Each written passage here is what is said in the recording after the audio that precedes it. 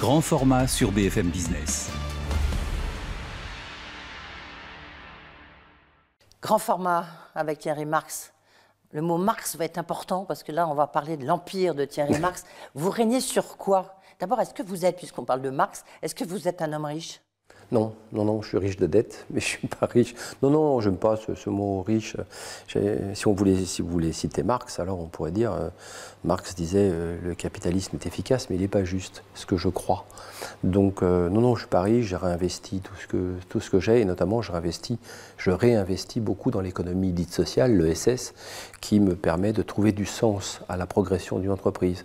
Je ne crois pas à la performance économique, je crois à une croissance en conscience, à une croissance qui a un impact social et un impact environnemental. La performance économique vous permet? Pas forcément durablement. C'est-à-dire que si vous misez, à mon avis, c'est mon humble avis, on mise que sur la performance, c'est pas durable. Moi, je crois à cette idée je fais partie de ces gens qui croient à la croissance en conscience, une croissance qui a un impact social, aider les autres, les faire progresser, les faire s'épanouir, les faire devenir aussi chefs d'entreprise, et à l'impact environnemental d'une entreprise. Ça change tout, et c'est pour ça que je suis tellement inspiré par l'économie sociale, ce qu'on appelle l'économie sociale et solidaire.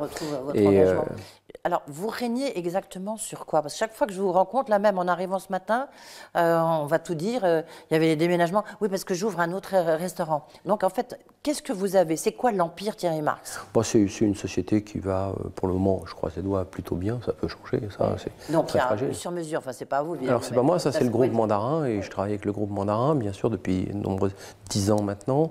Et puis des restaurants comme la Tour Eiffel, la brasserie de la Tour Eiffel, l'univers des boulangeries, l'univers du conseil aussi. Vous avez combien de boulangeries? On en avait 4, et là on est toujours à 4 d'ailleurs. Oui. Puis une au Japon, restaurant au Japon. Voilà. Vous avez combien de restaurants? Ça fait 5 maintenant à peu près. 5 restaurants, plus le nouveau? Plus le nouveau. Et le nouveau, ça va être quoi? Et à Paris, c'est au Japon? Non, c'est à Paris, et après ce sera au Japon bien évidemment. Mais à Paris, c'est un restaurant qui va nous permettre, là aussi, comme on le fait à la Tour Eiffel, d'avoir des personnes en inclusion. Parce que l'économie du luxe, on a besoin de se l'approprier un petit peu. Quand on est passé par nos écoles, bien souvent, il va vous manquer le CV d'un chef étoilé ou le CV d'une maison qui est dans l'univers du luxe. Donc on va créer ce restaurant, on crée ce restaurant qui s'appelle Honor. Honor les gens, honore tout le monde, honore les produits. On crée Honor, qui est rue du Faubourg Saint-Honoré, qui va permettre à des personnes qui ont fait cuisine mode d'emploi, qui veulent aller plus loin que cuisine mode d'emploi et aller dans cet univers des restaurants étoilés, et vont venir passer du temps dans ce lieu d'épanouissement professionnel, mais aussi ouvert au public, dans une économie d'un restaurant qui sera potentiellement étoilable. Oui. Donc, et ça, ceux qui vont travailler là, c'est ceux qui sont passés, parce que en plus, vous avez des écoles de formation. Oui, on a 10 écoles de formation qui ne me rapportent absolument rien. Elles sont autonomes. Moi, je le fais parce que je crois à la formation professionnelle. Comment sont-elles organisées? Elles sont réparties en France, dans des quartiers dits politiques de la ville, mais aussi elles se diffusent aussi maintenant en milieu rural, parce qu'on a aussi un travail sur le milieu rural qui nous intéresse beaucoup. Donc il y a 10 écoles en France aujourd'hui qui ont formé en gros 6500 personnes. C'est 92% de retour à l'emploi. Ça a été 7% de création d'entreprises. Alors ça, c'était pour des gens qui s'intéressaient à des métiers, qui avaient un projet métier, cuisine ou boulangerie. Et maintenant, on est allé chercher des publics plus jeunes, avec Passeport pour l'emploi, le cadre éducationnel du sport, pour retourner vers un projet scolaire ou un projet métier. Et puis Média Social Food, qui intéresse des jeunes gens au métier de l'image. Est-ce que ce sont des diplômes qui sont reconnus par l'État ou pas encore? Bien sûr, ce sont des diplômes qui sont reconnus par l'État et par la branche. Le CQP de cuisine mode d'emploi ou en boulangerie ou en cuisine est reconnu par la branche. Juste un instant sur cette formation. La formation, c'est très important pour vous. Maintenant, vous avez pris les rênes de l'UMH, syndicat hôtelier, je le rappelle.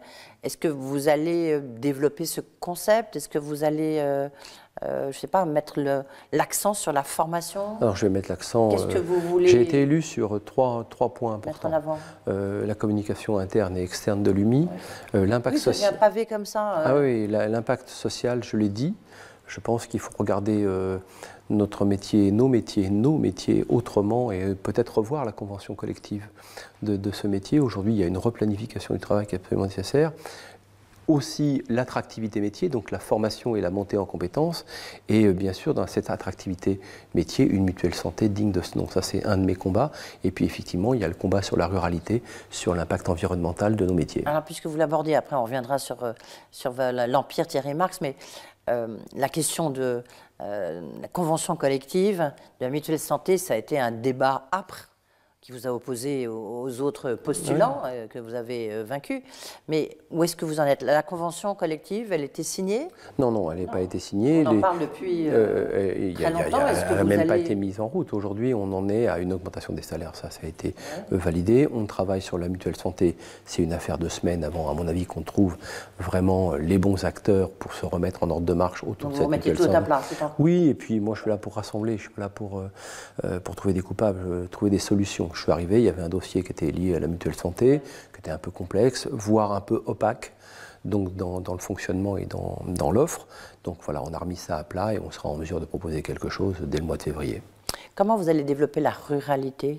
Je pense qu'il faut regarder la ruralité aujourd'hui. C'est-à-dire c'est le bistrot de village, quoi. Alors oui, tout à fait. C'est-à-dire qu'aujourd'hui, on s'aperçoit que l'impact carbone va prendre vraiment un impact colossal dans le voyage. Donc on voit bien que les agences aujourd'hui mondiales nous disent on va venir en France, on a toujours une attractivité pour la France, mais on veut faire un peu moins de littoral, on veut rester un peu plus longtemps, faire moins de sauts de puce en avion, mais on veut découvrir les zones rurales. Mais ces zones rurales, il faut les préparer ou les préparer à pouvoir recevoir des clients dans de bonnes conditions.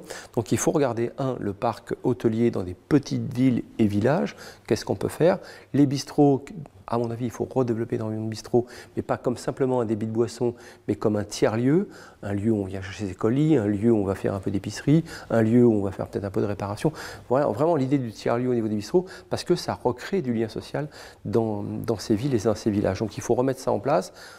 Un mandat de 4 ans, ça va être un peu court, mais au moins on posera les jalons de cela très rapidement. On a déjà un programme qu'on peut proposer aux adhérents pour qu'on mette ça en avant. Et je reviens sur votre groupe, vous allez quand même le développer, les restaurants au nord, est-ce que c'est quelque chose que vous allez marketer? Pardonnez-moi cette expression qui dans ce lieu paraît un peu bizarre, mais... Non, mais au nord est fait pour être déployé dans ce qu'on appelle les métiers du F&B, comme disaient les Anglais, du food, du F&B, de la nourriture, de l'environnement hôtelier. Bien sûr qu'on a envie de se développer, mais on a envie de se développer dans cette économie dite sociale, parce que je pense que c'est une économie qui correspond au XXIe siècle. Donc votre objectif, c'est pas de créer des chaînes de restaurants? Pas du tout. C'est à la limite, la cuisine vous permet... on sent quand même qu'il y a une petite bascule dans votre raisonnement. C'est votre engagement sociétal, votre recherche sur le fait de bien manger est beaucoup plus important aujourd'hui que votre cuisine, non? Que le métier de chef. Non, je ne crois pas. Moi, la cuisine, c'est ma passion. Donc, dès que je touche une carotte, un navet, on me donne un point de cuisson et je suis heureux comme un gamin qui joue avec ce qui le passionne. C'est ça, ma cuisine, c'est ma récréation permanente. Mais par contre, en termes de développement sur l'alimentation, sur ce que doit être la gastronomie, mais surtout sur l'alimentation, définir enfin ce que c'est qu'un bon produit, revenir à une économie de la qualité sur l'alimentation, retravailler avec le monde agricole. Pourquoi je me suis autant impliqué, je m'implique autant avec Bleu Blanc Cœur, c'est parce qu'avec Pierre Veille, on a dit la qualité des sols, le bien-être animal. Bleu Blanc Cœur, oui. Bleu Blanc Cœur, qualité des sols. Alors, Bleu Blanc Cœur, c'est une association d'agriculteurs, d'éleveurs et de gens qui ont un peu compris ce que devait être l'alimentation. Ça a 20 ans. Donc, il faut des sols de qualité, il faut des herbages de qualité pour avoir des animaux de qualité, bien-être animal. Et l'OMS, aujourd'hui, nous dit c'est ça la santé globale. C'est ça un bon produit, son impact social, environnemental et nutritionnel. Donc, c'est de redévelopper tout ça dans toute la chaîne finalement alimentaire, restauration, hôtellerie, tourisme, pour qu'on soit très lié au monde agricole, parce que l'impact environnemental se joue là. Ce qui est amusant avec vous, c'est que c'est un peu comme les meubles qui nous entourent. Chaque fois qu'on ouvre un tiroir, derrière, il y a un autre tiroir, il y a un autre tiroir. Mais c'est les joies de la vie. C'est-à-dire que, d'ailleurs, quand on travaille à Saclay, moi j'avais des recettes, c'est des vieilles recettes de chefs que j'ai copiées, recopiées. Non, mais pas que japonais, français. Les Français m'ont toujours beaucoup inspiré. Les Italiens m'ont beaucoup inspiré. Donc vous cherchez une recette, mais la recette, elle est établie. Quand vous faites de la recherche, vous avez des cahiers d'essai, vous vous trompez beaucoup. Et en vous trompant beaucoup, vous ouvrez un certain nombre de portes qui vous permettent des fois d'aller plus loin que les autres. Vous travaillez beaucoup sur le poisson. Oui. Ça se voit parce que du reste, vos tableaux, ce sont des ailes de poissons, enfin de requins. Mais en même temps, les poissons, je veux dire, vous qui travaillez pour une planète durable, ils sont en train de disparaître. Je caricature, mais enfin, il y a un vrai problème. Comment est-ce que vous combinez Il faut lutter contre ces disparitions d'espèces, mais aussi il faut lutter contre la pollution. Au Japon, par exemple, même le thon rouge, Ils ne font pas que des choses formidables. Il faut aussi savoir dire ce qui n'est pas formidable au Japon sur l'impact environnemental. Ça peut se dénoncer. Mais en tout cas, déjà, regardons-nous ce que nous pouvons faire de bien. Et devenir aussi des rôles modèles de la pêche durable, ça a du sens. Pas trop pêcher, pas trop de services de poissons. Moi, un restaurant où il y a du poisson tous les jours, pourquoi 3 ou 4 sortes de poissons sur une même carte de restaurant? Ça n'a pas de sens. Donc aujourd'hui, il faut redonner aussi un sens à impact environnemental à nos cartes de restaurant, mais aussi à nos cartes de bistrot, etc. Vous êtes, je crois, totalement végétarien. Oui, c'est vrai. Oui. Donc là aussi, c'est un paradoxe de plus. C'est un paradoxe parce que je supportais de moins en moins la viande, mais en même temps, je ne suis pas le dans... poisson Le poisson, beaucoup, mais ça devient aussi plus compliqué parce que peut-être qu'à un moment donné, protéines, ça ne nous convient plus. Mais en tout cas, je n'en fais pas non plus une forme de radicalisme. Je ne dis pas je suis végétarien à tout prix, pas de poisson à tout prix, je deviens végane. Non, pas du tout. Si on me propose de la viande, j'en mange pas, mais je peux manger un morceau de poisson. Et vous êtes anti-cuisine française, parce que la cuisine française, je vais caricaturer, mais c'est quand même, sont les frites, sont le cassoulet, le gigot. Vous voyez, c'est ça la cuisine française. C'est ça que font vos adhérents dorénavant. Non, mais d'abord, ce qu'il faut défendre, c'est que c'est ça la ruralité. Si vous arrivez avec un petit sushi, je ne sais pas, à fond de la Creuse, on va vous regarder en disant... Non, mais vous avez parfaitement raison. Ce qui est formidable en France, c'est la diversité. C'est pas le dire, il y a un style de cuisine Thierry Marx et puis un style de cuisine Dupont, Durand, peu importe, ça n'a pas de sujet. Effectivement, moi ce qui m'intéresse dans la cuisine française, c'est sa diversité. Le problème, c'est qu'on a perdu beaucoup de cette diversité. Où manger bon et pas cher, en France, ça devient très compliqué.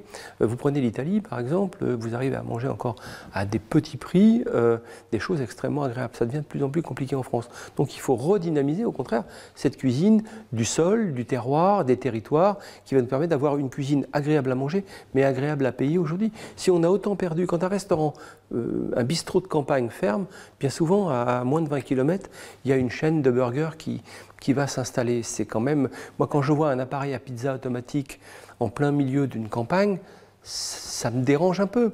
Donc je suis là pour relancer aussi cette idée qu'il y a une alimentation très simple. Il faut des bistrots où la cuisine soit agréable à manger et agréable à payer. Donc il faut retrouver ça. Parce que sinon, il n'y a pas d'alternative entre ce que nous faisons nous et puis l'industrialisation. Moi, ce que je veux ralentir encore plus, c'est l'industrialisation de notre gastronomie. Parce qu'aujourd'hui, force est de constater qu'il y a une industrialisation de notre gastronomie. Juste, le Japon, vous y passez combien de temps ? Avant le Covid, c'était quasiment tous les 2 mois, et là, on va commencer à repartir sur un séjour par trimestre, en gros. Oui. Mais maintenant, avec on a tous appris à se parler à distance, donc ça peut-être un peu moins de voyages. Thierry Marx, on marque une dernière pause. On se retrouve juste après pour ce grand format. Grand format sur BFM Business.